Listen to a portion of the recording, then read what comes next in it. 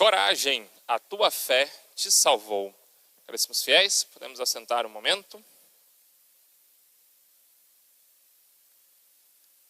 Nesta Santa Missa, São Paulo, na Epístola aos Filipenses, nos fala dos inimigos da cruz de Cristo. Alguns, ou nos dizeres de São Paulo, muitos, se comportam como inimigos da cruz do Senhor. São Paulo está falando dos devotos que vão à igreja, das pessoas que seguem a religião, mas que dão um testemunho no mundo contrário à fé.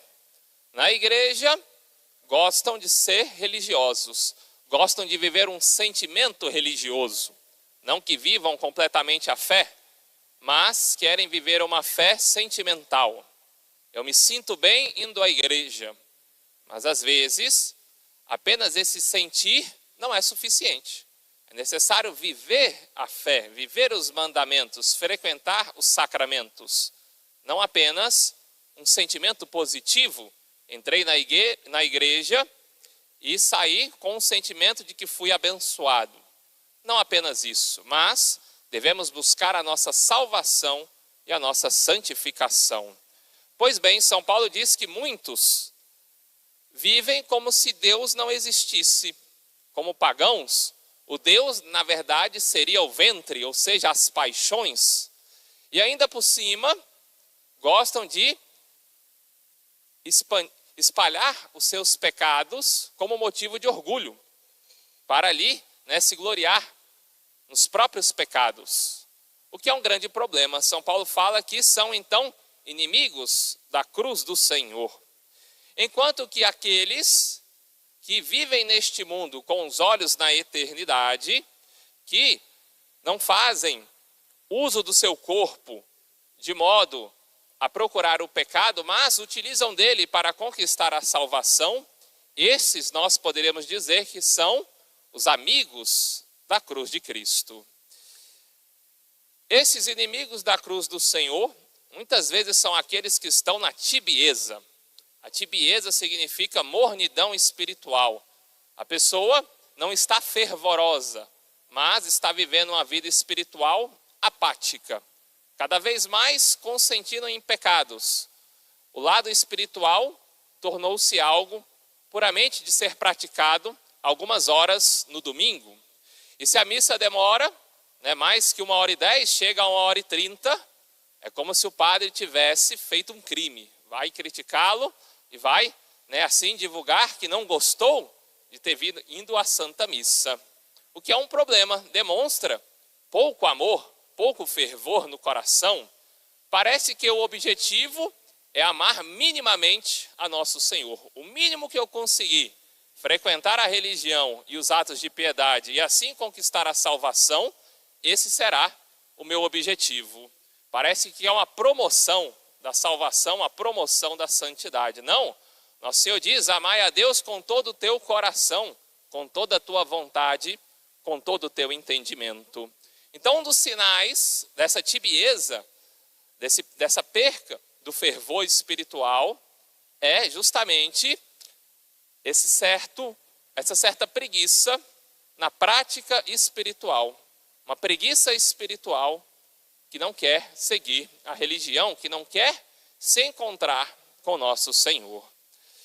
E uma vez que a vida espiritual foi por água abaixo, é claro que a carne marcada pelo pecado original, ela vai manifestar as tentações, os desejos das coisas terrenas, e isso vai afetar a mente, de modo que a pessoa comece apenas a pecar e desejar o pecado e divulgar os pecados que tem cometido. Acaba sendo um problema. Ela perdeu esse olhar de santidade, esse olhar para as coisas eternas. E São Paulo, então, nos lembra de que devemos viver neste mundo pensando no outro. Poderíamos dizer que nesse mundo, nosso corpo é como uma casa de aluguel. E a nossa morada verdadeira está no céu. Aqui é algo passageiro, diante da eternidade que nosso Senhor preparou para nós. Então temos que viver neste mundo mas do modo espiritualizado, não apenas carnal. É errado quem vive neste mundo como se Deus não existisse. A religião não influencia em nada a vida da pessoa. Muitos talvez não fossem religiosos e se converteram, buscaram rezar mais. Eu tenho que tornar-me uma pessoa diferente. A fé tem que mudar o meu modo de agir, o meu modo de rezar. A fé tem que me conduzir à caridade, à santidade. Caso contrário, terá sido em vão se a minha prática religiosa nada muda em mim. Mas é claro que todo aquele que busca sinceramente Nosso Senhor, que confessa seus pecados, que comunga do Santíssimo Sacramento, sairá transformado por Nosso Senhor. E pouco a pouco vai alcançando a perfeição, a santidade. Um outro erro daqueles que estão presos na carne, perderam esse olhar espiritual, perderam um fervor e têm apenas uma vida carnal, é pôr a sua esperança no corpo. Muitos têm um medo terrível, por exemplo, de envelhecer, mas a verdade é que ficarão velhos. Muitos têm um medo terrível da morte, mas hão de morrer. Temos que viver neste mundo pensando no outro e não dar mais atenção ao corpo do que à alma. É um grande problema, muitos que dão mais atenção ao seu corpo com cuidados, com a sua alimentação, fazem seus exercícios, querem estar sempre bem vestidos, bem apresentáveis, mas se esquecem da vida espiritual. A igreja, ela é muito bem equilibrada nesse ponto. Nós temos o pecado original. Então, o ser humano, ele deve sim se apresentar com modéstia, com decência, evitar querer aparecer, porque nós devemos seguir o exemplo da Santíssima Virgem de Nosso Senhor. Viviam uma vida simples e escondida. Não buscavam aparecer, transparecer aquilo que tem de terreno, mas sim as virtudes, aquilo que tem de espiritual. Por isso, a igreja é muito equilibrada. Ela não condena que se tenha um cuidado ao corpo, diz que se preze pela saúde, claro, devemos prezar pela nossa saúde, mas colocar isso como uma idolatria, esquecendo da vida espiritual, ou vivendo como se Deus não existisse, aí está o erro. E o mundo cada vez mais tem se dedicado um culto ao corpo, um culto à alimentação, aos exercícios. Se fizessem isso, ou se gastassem todo esse tempo e investimento financeiro na sua vida espiritual, em poucos anos seriam grandes santos. Mas aí que está a dificuldade. Tem que ter um olhar de fé para dedicar-se horas do seu dia. Assim dizia o Papa Bento, precisamos perder tempo, entre aspas, ganhar tempo, dedicar tempo ao Senhor. A Nosso Senhor, a oração. Minha vida espiritual não pode ser pequenas orações ditas de modo corrido, porque eu preciso cumprir toda a minha agenda. Não. Em primeiro lugar, eu devo colocar a minha vida espiritual. Assim, Nosso Senhor, então, realiza 2 milagres no Evangelho. Primeiramente, a ressurreição. Ele é chamado por Jairo, que era príncipe da sinagoga. Interessante que nós lemos o Evangelho de São Mateus, mas há também o Evangelho de São Lucas. Os dois se complementam, de forma que provam a verdade, a veracidade das ações de Cristo e do Evangelho. Em São Lucas, ele fala o nome desse príncipe da sinagoga, desse chefe dos judeus, se chamava Jairo. E ele, então, foi até Nosso Senhor para conseguir uma graça. Todos nós queremos uma graça de Deus. E, para alcançá-la, devemos seguir o exemplo deste homem. Ele veio até Cristo e se prostrou, adorou a Nosso Senhor, reconheceu a divindade de Nosso Senhor Jesus Cristo. Nosso Senhor, enquanto homem, Nosso Senhor tinha feito alguns milagres, mas esses milagres não foram suficientes, por exemplo, para os apóstolos permanecerem fiéis ali diante da cruz. Poderíamos até dizer que esse homem teve uma fé maior do que os apóstolos no momento da perseguição e crucifixão de Nosso Senhor. Pois bem, ele prostrou-se, adorou o Nosso Senhor e fez um ato de fé. Ele disse: Senhor, se impuseres as mãos sobre ela, minha filha viverá. Esse gesto, esse ato que o sacerdote repete, era o ato simbólico de nosso Senhor.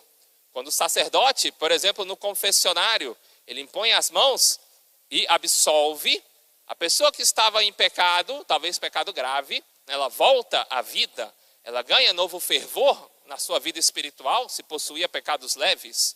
Esse ato de impor as mãos era um ato próprio de nosso Senhor Jesus Cristo. E ele então faz essa adoração e esse ato de fé. Eu creio, se o Senhor for até minha casa, impor a mão sobre a minha filha que está morta, ela viverá. Uma fé gigantesca, um amor profundo à sua filha, um amor profundo, uma fé profunda em nosso Senhor. E nosso Senhor então parte para a casa desse homem. No meio do caminho, uma mulher que padecia um fluxo de sangue há 12 anos. É interessante o número 12, pois os santos padres dizem que 12 era o número de anos que a menina possuía e ela havia morrido, e 12 era o número de anos que a mulher padecia do fluxo de sangue. Essa relação nos lembra do pecado original, de que por conta do pecado original, como uma mácula no nosso corpo, na nossa alma, nós estamos fadados à morte, mas haverá uma ressurreição. Pois bem, ela ali, como estava sangrando, se sentiu indigna de se apresentar diante de nosso Senhor. E então, indo por trás de nosso Senhor, ela fez esse ato de fé. Se eu apenas tocar nas vestes de nosso Senhor, numa certa relíquia de nosso Senhor, eu ficarei curada. Nós temos 3 graus de relíquias. Nós temos as relíquias de 3º grau, que são pedacinhos de pano que tocaram o corpo dos santos. Nós temos as relíquias de 2º grau, que é parte da veste dos santos. E nós temos as relíquias de 1º grau, que é a parte do corpo, ou do osso, do cabelo de algum santo. Pois bem, ela fixou o seu olhar nas vestes de nosso Senhor e fez esse ato de fé. Se eu apenas tocar, ficarei curada. É claro que Deus sabe todas as coisas, nosso Senhor conhecia os seus pensamentos, conheceu o seu ato de fé, e quando ela tocou ali a veste de nosso Senhor, foi nosso Senhor que a curou. E então, ela ali foi descoberta. E nosso Senhor disse: vai em paz, a tua fé te salvou. Novamente, a fé é colocada aqui como algo que cura. Ela que estava ali doente, e esse fluxo de sangue nos lembra o pecado, foi curado. Por isso devemos confessar com essa fé, buscar a cura dos nossos pecados. Confessar, buscando curar, às vezes, as nossas feridas, que podem ser pequenas, como os pecados leves. Eu repito, São Carlo Acutis dizia que um dos motivos que muitos não chegam a uma verdadeira santidade é porque não têm arrependimento dos seus pecados leves. Os pecados leves ainda são pequenas ofensas a nosso Senhor. Não matam a alma, não impedem a comunhão, mas esfriam o coração e podem levar a tibieza a viver uma vida sem olhar para Deus, sem olhar para esse lado espiritual. Nosso Senhor, então, após curar essa mulher, ele chega na casa de Jairo e estava acontecendo ali o funeral. Tocava-se uma música com flautas. Quando então nosso Senhor chega e diz: ela apenas dorme. É claro, todos sabiam que ela havia falecido e começam a rir de nosso Senhor. No Evangelho de São Lucas, nosso Senhor olha para Jairo e diz: tenha fé e ela ficará salva, e ela se salvará. Nosso Senhor tem um olhar de compaixão para aquele homem. Foi até nosso Senhor, levou à sua casa, e na sua casa não respeitaram nosso Senhor Jesus Cristo, riram dele. Mas nosso Senhor viu a fé daquele homem e fez essa promessa: tenha fé e a sua filha será salva. Nosso Senhor então levanta aquela menina, e no Evangelho de São Lucas fala que ela ficou em pé, e nosso Senhor disse: dai a ela o alimento. Aqueles que estavam mortos pelo pecado, uma vez tendo confessado, ele agora está de pé. Ele pode caminhar para a vida espiritual.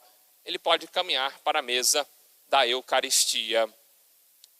E de modo especial, gostaria de pegar essa frase: tenha fé e ela se salvará. e ela viverá, e ela ficará curada. Santa Mônica, ela foi uma pessoa de fé. Rezou por mais de 20 anos pela conversão do seu filho, que estava morto para Deus. Por mais que fisicamente vivo, a sua alma não estava na graça de Deus. E Santa Mônica rezou por mais de 20 anos pela conversão de Santo Agostinho. Poderíamos dizer que essas palavras ressoaram na alma de Santa Mônica. Tenha fé e seu filho se salvará. Tenha fé. E ela então, vivendo uma vida com fé e piedade, e chorando, pedindo a conversão do seu filho, obteve esta graça. O próprio Santo Alberto Magno disse para ela: não é possível que um filho de tantas lágrimas venha a se perder. Então que essa mensagem fique para os pais, sobretudo daqueles que seus filhos estão longe da vida religiosa, da vida espiritual. Tenha fé, reze por ele, faça como esse chefe, como esse príncipe dos judeus, vá até nosso Senhor Jesus Cristo e adorando clame a nosso Senhor. Venha, Senhor, imponha a sua mão sobre meu filho, sobre minha filha, para que ela viva, para que ela tenha novamente a sua vida espiritual. Por isso, caríssimos fiéis, é importante para nós as virtudes teologais. Fé, esperança e caridade. Viver uma vida neste mundo, mas tendo como norte a vida espiritual. Ser uma pessoa de fé é ser uma pessoa que reza. Ser uma pessoa de fé é alguém que segue os mandamentos, é aquele que respeita o próximo, a autoridade religiosa, é aquele que busca os sacramentos, busca a nosso Senhor Jesus Cristo. Louvado seja nosso Senhor Jesus Cristo. Para sempre seja louvado.